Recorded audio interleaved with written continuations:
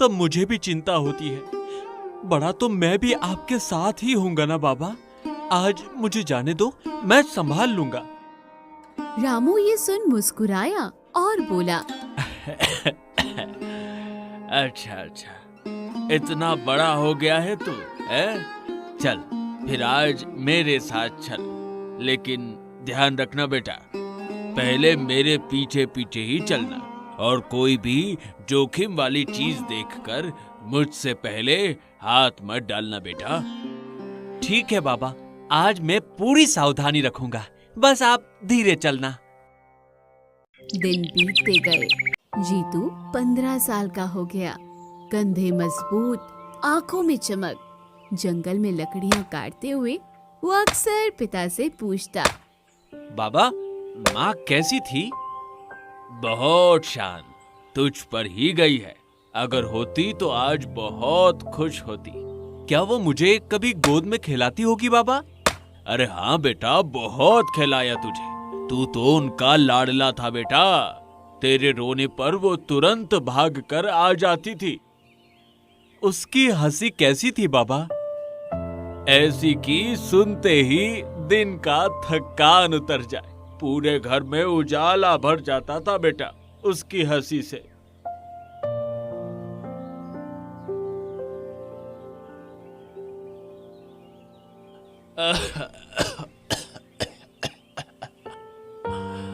आज मैं नहीं जा पाऊंगा बेटा, शरीर साथ नहीं दे रहा।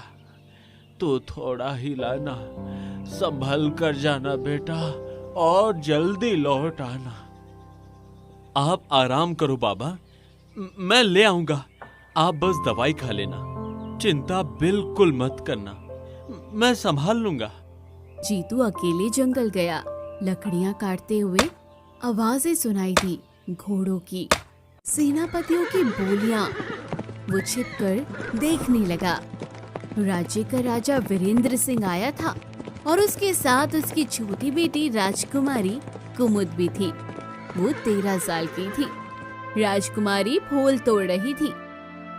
पिताजी, इस जंगल में कितनी प्यारी खुशबू है। लगता है जैसे हवा भी फूलों से भीनी हो गई हो। हाँ कुमुद बेटा, ये हमारा राज्य का सबसे पवित्र जंगल है। यहाँ मिट्टी और हवा दोनों में ही एक अलग ही सुगंध बसी है। जीतू पहली बार राजकुमारी को देख रहा था।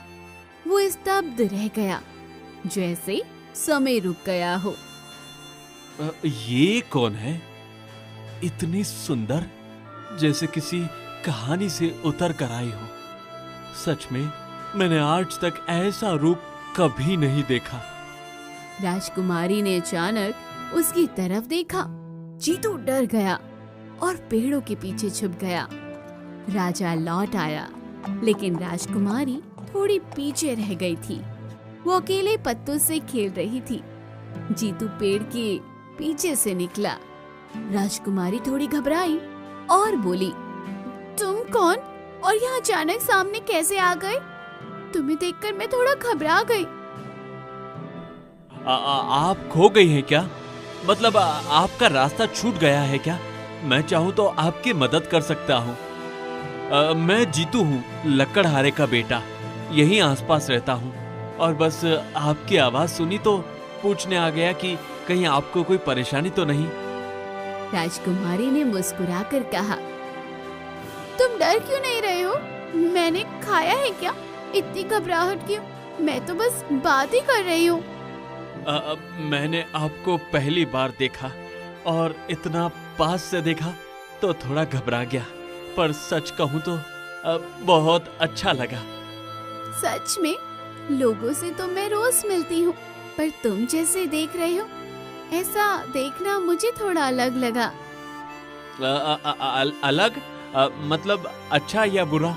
क्योंकि मैं डर गया था कि कहीं मेरी वजह से आप नाराज ना हो जाए।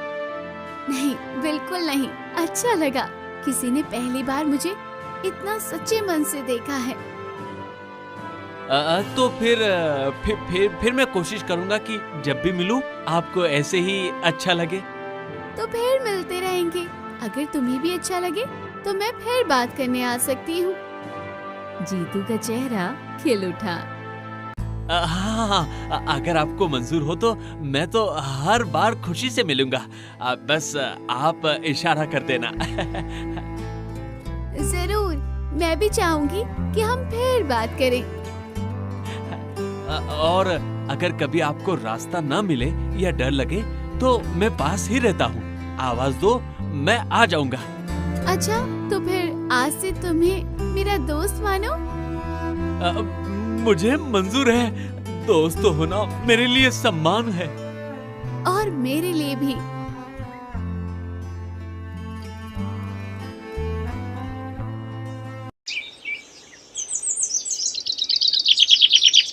अगले दिन जीतू ने सोचा, मैं राजकुमारी से कैसे मिलूं? वो तो महल में रहती है और मैं तो बस एक साधारण लकड़हारे का बेटा हूँ। हाँ? वो जंगल में इंतजार करता रहा। थोड़ी देर में राजकुमारी वहां आ गई। मैं कुछ कह रहा था आपसे। क्या मैं कभी महल आ सकता हूँ? मतलब क्या वहाँ मेरे जैसे को अंदर जाने देंगे? तुम लकड़हारे का बेटा? हाँ, आ सकते हो अगर तुम डरते नहीं हो और मिलने की हिम्मत रखो। लेकिन महल में पहरेदार हैं, वो मुझे देखते ही रोक लेंगे। शायद बाहर ही खड़ा रहने को कह दे। अभी नहीं पता चलेगा, और जब पता चलेगा तब मैं संभाल लूंगी। पर अगर राजा को पता चल गया तो वो तो बहुत गुस्सा होंगे। जीतू, अगर मुझे परेशानी होती तो क्या मैं खुद तुम्हें रास्ता बताती? मैं चाहती हूँ कि तुम आओ। अच्छा, तो फिर मैं आऊंगा दोपहर में। पर अगर मैं डर गया तो मैं तुम्हें पहले ही हिम्मत दूंगी। और अगर और डर लगे तो बस याद करना कि मैं वही तुम्हारा इंतजार कर रही हूँ। बस आपकी यही बात मुझे हिम्मत दे देती है। तो फिर तय रहा, तुम आओगे और मैं इंतजार करूंगी।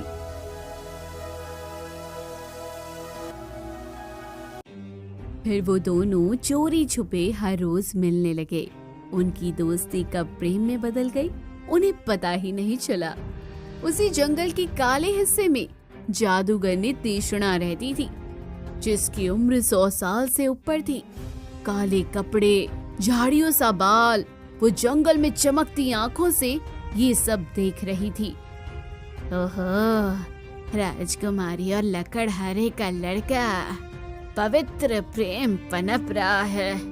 ये मुझे बिल्कुल मंजूर नहीं।